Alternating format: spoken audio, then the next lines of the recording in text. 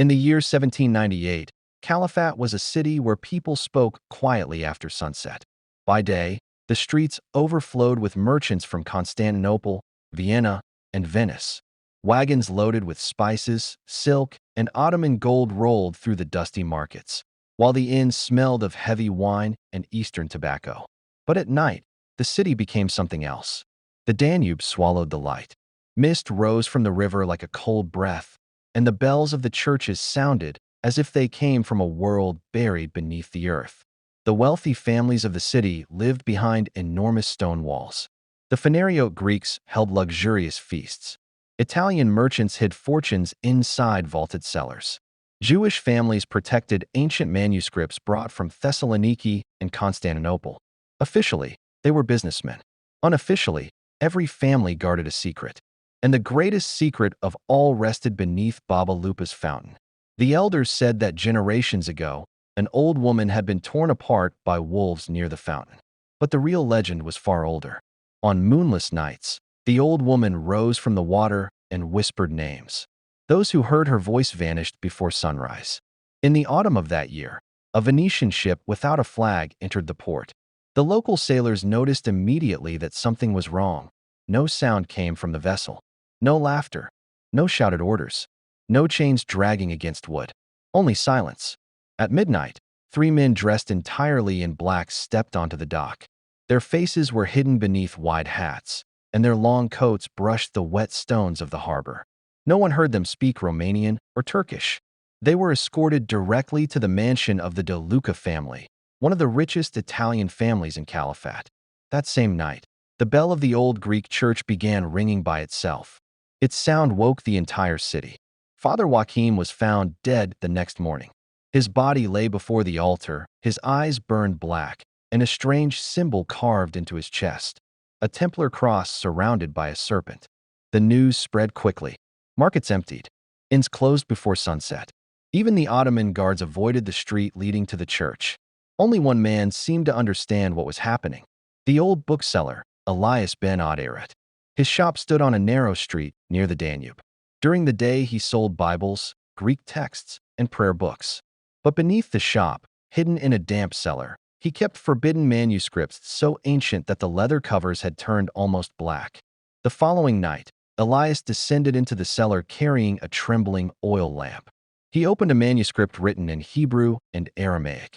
On the first page was the same symbol found on Father Joachim's body. Beneath it were the words, "The Brotherhood of the Black Wolf never died." A chill ran through the old man's body. Because he knew the legend. After the fall of the Knights Templar, a small group of knights had fled toward the Danube carrying an object the Vatican wanted destroyed at any cost. The Key of Darkness. A relic said to open the gate between worlds. And the Templars had not hidden the key in France, nor in Rome, but beneath Baba Lupa. That same night, Elias heard something coming from the direction of the fountain. A howl, but it did not sound like a wolf. It sounded like a man trying to breathe underwater. The disappearances began 3 nights later. First, a porter from the docks vanished while returning home through the southern quarter of the city.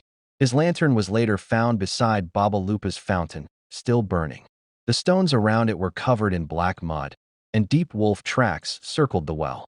The next night, an elderly Greek widow disappeared from her locked house. Neighbors swore they heard scratching beneath the floorboards shortly before midnight. By dawn, the woman was gone. Only wet footprints remained, leading toward the river. Fear spread through Calafat like disease. Doors were bolted before sunset. Merchants stopped traveling after dark. Mothers forbade children from speaking the name Baba Lupa aloud. But the worst came when the dream started. Entire families awoke screaming in the middle of the night after seeing the same terrifying vision. The Danube had dried completely. At the bottom of the river stood an enormous black fortress made of stone darker than coal. Its towers rose into a blood-red sky, and above the gates stood an old woman covered in torn black robes. Her face was soaked in blood, and her white eyes stared directly at those dreaming. Baba Lupa. Every person who saw the dream heard the same words whispered in their ears. The gate is opening. Elias ben Aderet became obsessed with finding the truth. Hidden in his cellar was another manuscript, older than any he had ever touched. Its pages were burned at the edges, and strange symbols covered the margins like claw marks.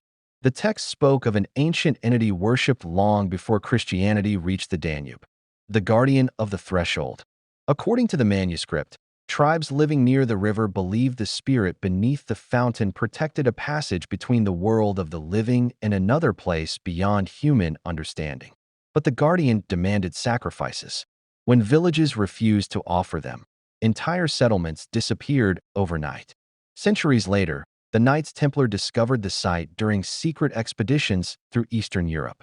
Horrified by what they found beneath the well, they attempted to imprison the entity using sacred rituals, primitive Masonic symbols, and iron seals forged by monks in Constantinople. The key of darkness was created to lock the gate forever. But now someone wanted to reopen it. Elias soon learned the truth. The three men from the Venetian ship belonged to the Brotherhood of the Black Wolf, descendants of the original Templars who believed the gate should never have been sealed. They worshipped the darkness beneath the fountain and believed it could grant immortality. And they were not alone. One of Calafat's most powerful families had secretly joined them, the De Lucas. Late one night, Elias followed a cloaked servant through narrow alleys to the De Luca mansion. Hidden behind the wine cellar, he discovered a staircase descending deep underground. What he saw below nearly drove him mad. Dozens of masked figures stood inside ancient catacombs beneath the city. Greeks in golden masks, Italians in black ceremonial robes stitched with red thread, rabbis whispering prayers in ancient Hebrew. And in the center of the chamber stood a stone circle surrounding a deep well. The water inside was boiling. One of the black-robed strangers raised a dagger and spoke in Latin. The seal weakens. The guardian awakens. Then the howl came again, louder this time. Not the cry of a beast, but of hundreds of human voices screaming together beneath the earth. On October 31st, 1798, the city of Calafat fell into unnatural silence. No dogs barked. No bells rang. Even the waters of the Danube seemed motionless beneath the moonless sky. The people locked themselves inside their homes while shadows moved through the fog-covered streets. Some claimed they saw hooded figures carrying torches toward Baba Lupa's fountain. Others swore wolves with human eyes wandered near the old church. Below the city, deep within the forgotten catacombs, the final ritual had begun. The great families of Calafat stood gathered around the boiling well. Candles burned with green flames. Strange symbols painted in blood covered the stone floor. The air smelled of incense, wet earth, and decay. Elias ben Aderet hid among the pillars, clutching the ancient manuscript against his chest. He realized the terrible truth too late. The Brotherhood never intended to control the gate. They wanted to open it completely. One of the black-robed Venetians stepped forward and removed his hood. His face was unnaturally pale, his skin stretched tight like old parchment. Around his neck hung a silver key covered in symbols older than Latin itself. The key of darkness. He lowered it into the boiling water. At first, nothing happened. Then the earth shook. A deep cracking sound echoed through the catacombs as the water inside the well turned black. The stone walls trembled violently. Candles exploded. Several masked figures fell to their knees screaming. And from the depths came a voice. Ancient. Female. Hungry. The boiling water rose upward like a living creature. A shape slowly emerged from the darkness beneath the well, an old woman wrapped in dripping black cloth. Her limbs twisted unnaturally, her mouth filled with long animal teeth. Baba Lupa. Her white eyes opened. Every torch in the chamber died instantly. People began screaming as shadows moved across the walls like living wolves.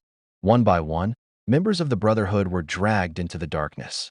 Their cries echoed through the tunnels before suddenly stopping. The De Luca patriarch tried to flee, but black hands burst from the stone floor and pulled him beneath the earth. The rabbis continued chanting desperately, while Greek priests raised silver crosses toward the creature. Nothing worked. Baba Lupa looked directly at Elias and smiled. In that moment, he understood the horrifying truth. The guardian had never been trapped. The seal beneath the fountain had not been built to imprison her. It had been built to protect humanity from what existed on the other side of the gate. The old woman opened her mouth impossibly wide, and a deafening howl erupted from the well. The catacombs began collapsing around them. Stone pillars shattered. Fire spread through the tunnels. Elias grabbed the manuscript and ran. Behind him, hundreds were dying beneath falling rock and darkness.